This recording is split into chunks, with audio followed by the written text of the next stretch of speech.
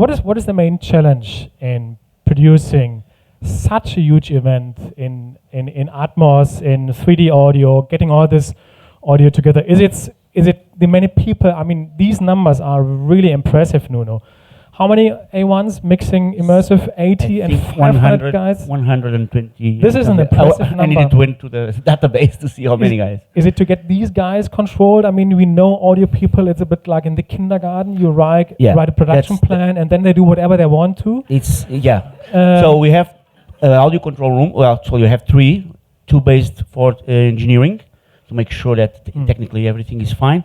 And then we have one big that push for make sure these guys are doing properly. Actually, sorry, very fast. We had a very good feedback because we just not do quality control. We have permanent contact with them. And what was interesting is some of the sports that we saw weeks before in other competitions, we're using the same equipment and the same people. We had better performance during the games, and that happened. Why? Because and the feedback was, when they start mixing, they said, no, this time we have someone that calls us when we are more distracted, or we have someone, hey, you are not doing like in the morning. Or when we have shifts, for example, we have A1 doing, because basketball starts 9 a.m. or 8 a.m. and finish midnight. So we have, and this, we call them, say, okay, you need to be consistent from your colleague from the morning. So this is a huge work, and this is a huge value of the quality control that is not just checking and putting notes that this is not good, this is not, no. Is a permanently with a phone, call them, or to them, and that to off because writers are very demanding. Okay, writers are very demanding. They pay a lot of money. There you go. But they are very demanding. Is it the same for you, Karl? Is it to get the people doing what you would like to do them? Or? No, it's easier for us because I have A1s that are not doing their own thing, but they're doing a 5-1 mix, and they're great A1s. They know what they're doing. It's very, once they're in familiar trucks. So we'll get NEP trucks from the UK, and so there's a familiarity with mixing in a truck. So they're happy with that. We will take those 16 channels of audio, and it'll come back to like our primetime show, which is 17 days. It's 3 hours on network TV, and we'll have one A1 that's basically going from tape to live to tape, and then being able to mix those 8 channels into the 4 that make up the Dolby Atmos. So we have a lot more. I have one guy for the primetime show who's mixing all of those venues in immersive, and then the same with the Gold Zone. Sorry, not Gold Zone, but the USA Network, taking in a lot of those feeds. It's one guy doing all those venues. So in that way, it's easier for us to get consistency between the venues. So the challenge for you is more to get everything prepared. I understood preparation is everything for NBC. Same, of course, for you. How do you guys collaborate? How do you prepare yourself? I mean, there's a lot of stems you hand over to NBC. There's even single microphones you hand over. NBC has their own microphones for the spot mics. I understood it's spot mics you use for the high signals, for more close high signals. We also know that in the US, people like to have everything very close. You have to answer this question in terms of audio for the whole world. How do you cooperate? Are you having a coffee every week together, a virtual coffee? We start with a coffee and then with a beer. And is all the microphones going through NBC because you have such a huge role in there? We are not close only on the audio side. Okay, we need the video and the production starts because when NBC come to OBS on the WBMs, have writers come and tell to OBS what they like to have. Okay, not only on the audio side, also in the videos, mainly on the video, and then we follow them, and then we have our own microphone plan.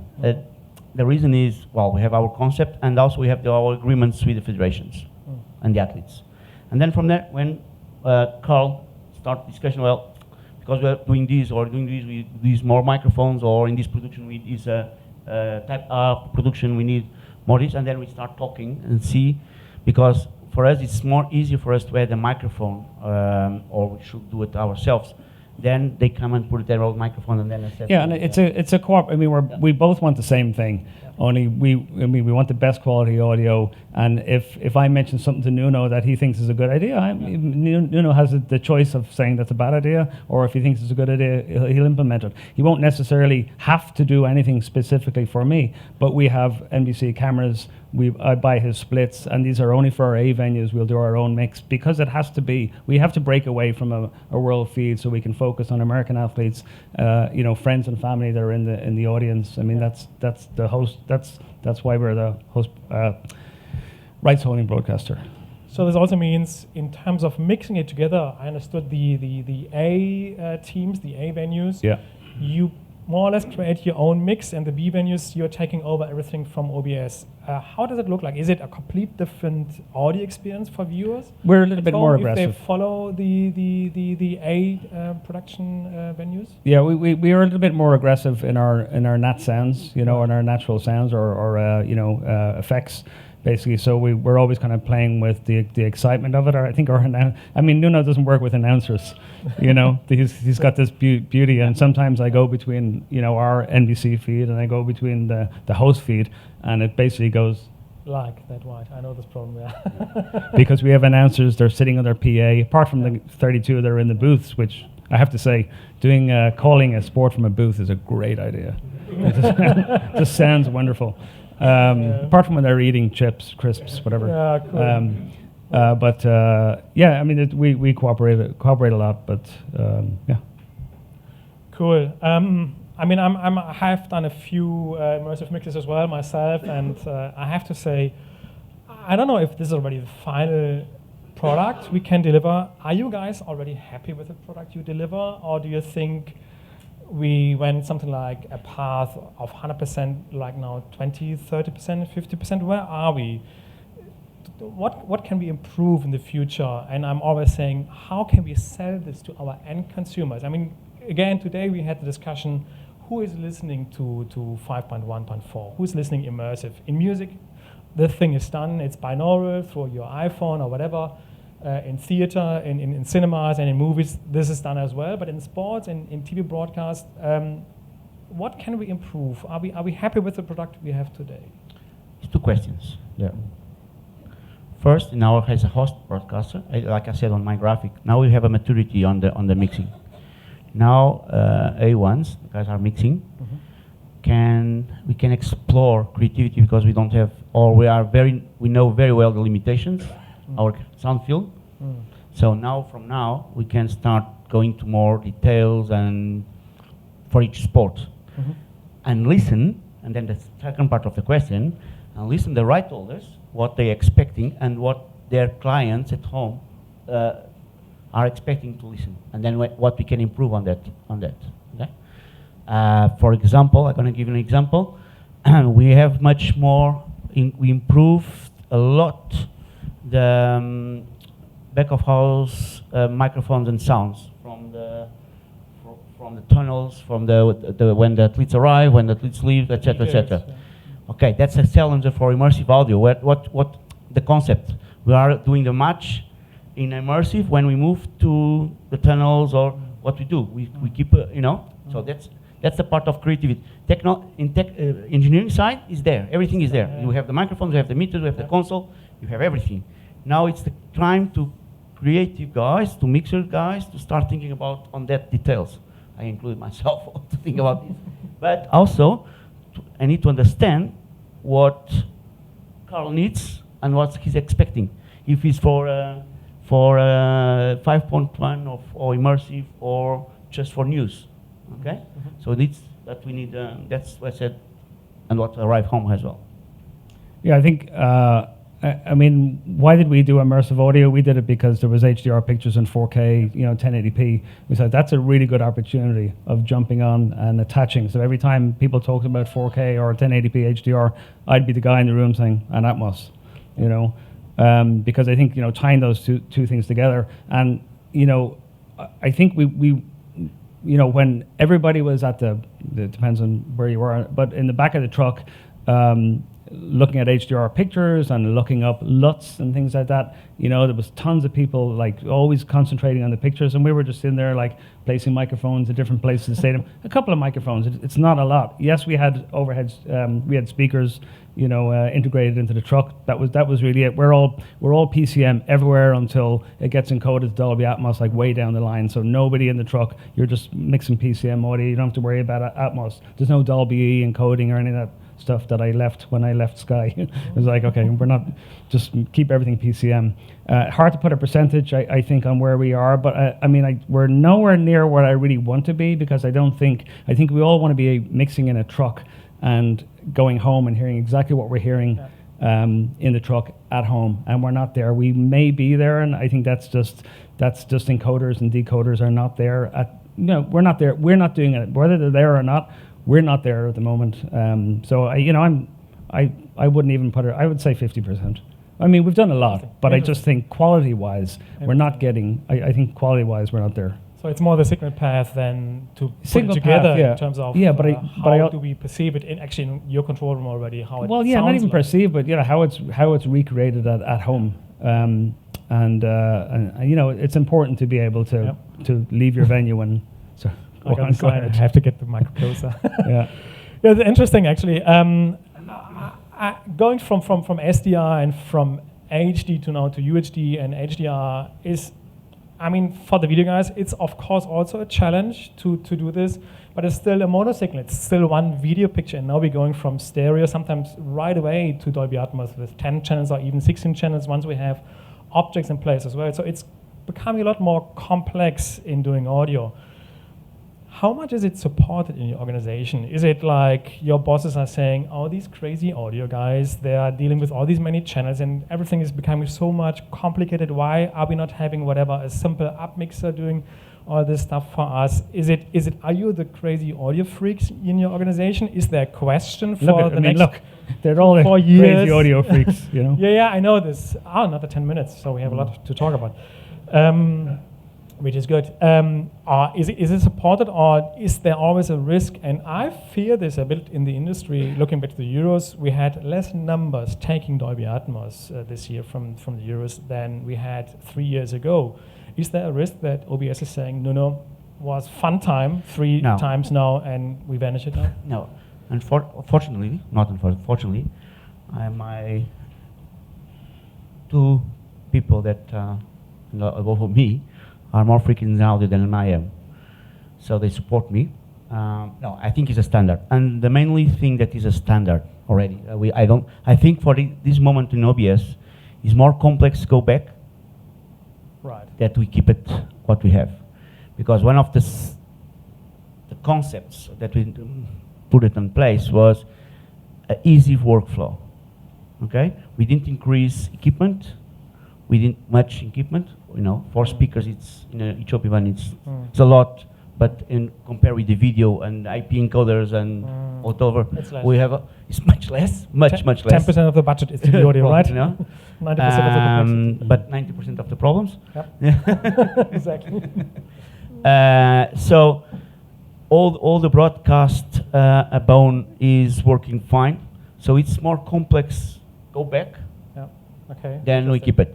And also the experience with executives, because that's important.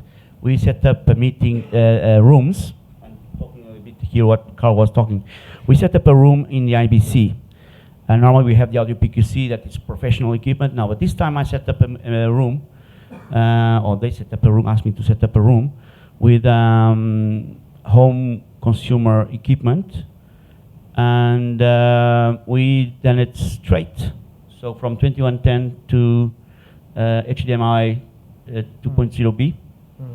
And I think my executives have more time on the executive lounge, that room, than an audio PQC.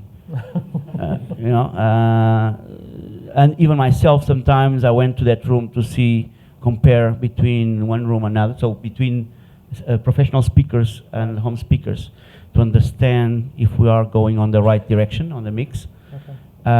So I see we're going to keep it, and I had much more demand on the immersive audio, on from the right holders.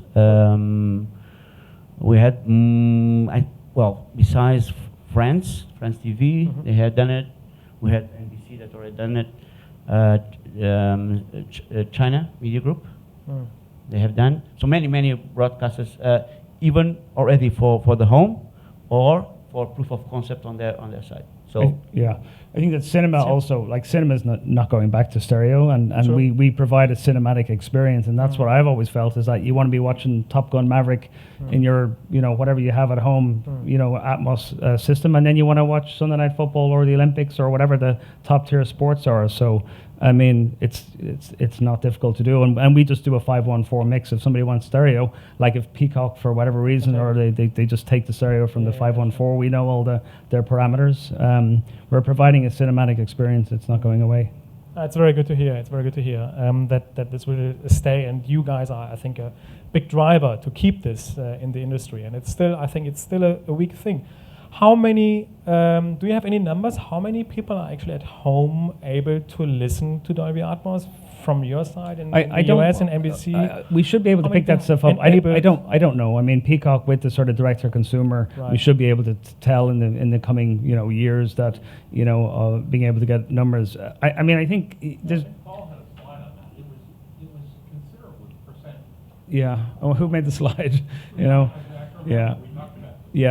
I mean, I think also with soundbars have obviously, it's a double-edged sword. Sometimes who's going to put speakers in their ceiling? Yeah. It sounds much better with speakers in your ceiling, but who's going to do that? A lot more. Every soundbar. You buy a soundbar, it's Atmos now.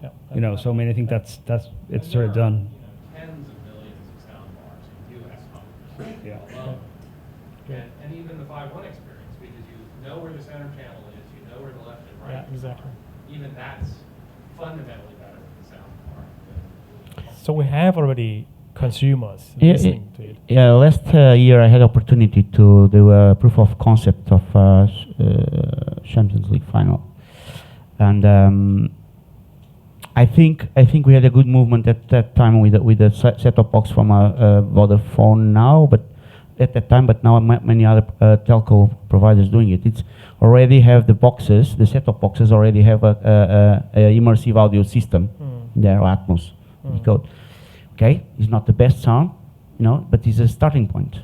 So if I like the experience, maybe, and if my wife allowed, I can buy a soundbar next, and if she'll start liking sports now that women are more involved in sports, maybe I'll be able to buy speakers for the living room. 10 speakers, yeah, exactly. Perhaps you have to go into. So I think that was an important move.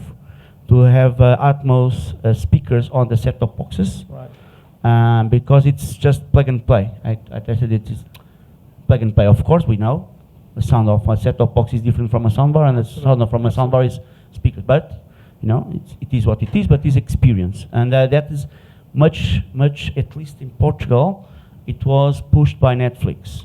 Okay, with the Vodafone, they have. I can tell because what the advertisements, it's so. And then I think across the Europe, I don't know United States, but all the boxes are available for Dolby Atmos. I think Dolby can confirm this. I'm working with the team in Spain, and they have done a good job on this. Not technical because it's not, but it's a kind of commercial movement.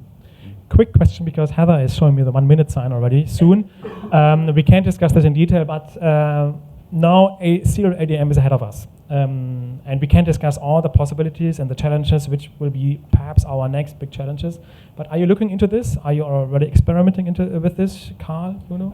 We are. I mean, I think it's just there's two sides to next generation audio. One is the immersive. We know how to do immersive audio. Yep. I think personalization. I mean, you ask anybody, do they want control? I mean, that's the one thing we don't have really. You can have a red button or something. You can change the picture, but we're not really at a point where we're changing audio. But Spotify, we can have enhanced. We can have Spotify do some enhancements for us and build up a sort of a track list. So I think you have to have some. I mean, there's got to be. We have to put the guardrails. Right. So. For example, the number one thing that's asked for is either more commentary, less commentary, no commentary, or somebody else's commentary. That's difficult in the States because the commentary, the halftime show is sponsored by Subway. And so, you know, you get rid of that center channel, and, you know, I always say that you can always put a little, you know, a graphic that says, you know, silence sponsored by Subway. Dynamic So, metadata. you know, Dynamic metadata. You're not Yeah, allowed to exactly. rip off the commentary yeah. for this So sponsor. yeah. So I think, you know, I mean, I definitely think that's the next step, is we need to put a certain amount of controls into people's hands. Right. You guys in OBS? Quick answer. You know me. I need to start things from the scratch. You know, because my impact is huge. So I need to understand. I need to stress all this in my hands, in my team, to make sure that we can, we have the experience with encoders in the trucks. Remember, and now, as you see, they are pushed back to the deliver point. Yeah. When we started, everybody said we have to put it on the production truck. No. Yeah. No, because that makes complex on my environment, on my production design. So here's the same. I need to see, to go to stress, to make mistakes, and see again what what the right holders are expecting. You know. Cool. Thank you very much, guys. That was super exciting, super interesting. Thanks a lot.